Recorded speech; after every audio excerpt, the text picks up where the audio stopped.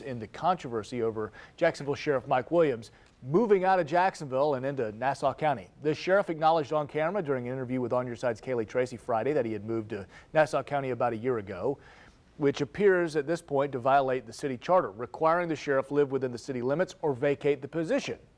Well, just a couple hours ago, in a brand new interview, Sheriff Williams told First Coast News that he cannot envision a scenario where he would resign.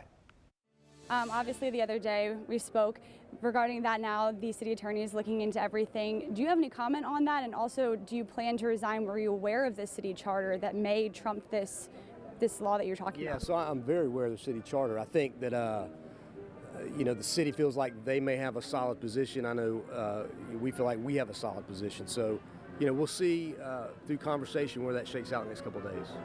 Sure. All right, so the sheriff says a 2013 state law allows him to live in Nassau County. Williams says he plans to stay outside of Jacksonville until he retires. Even though he does live in another county, Williams says he's available every day.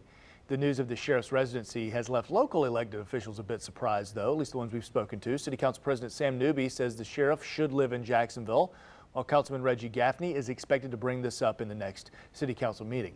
Meanwhile, City Attorney Jason Teal expected to give a legal opinion on this matter by Wednesday.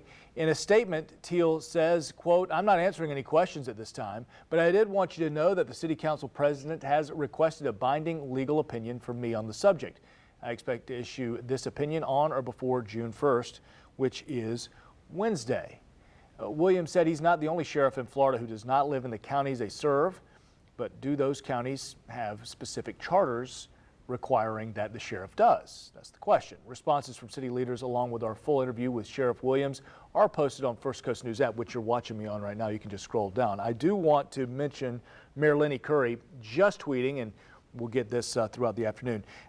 He says, quote, "I have worked with and served with Sheriff Williams at JSO Sheriff for almost 7 years.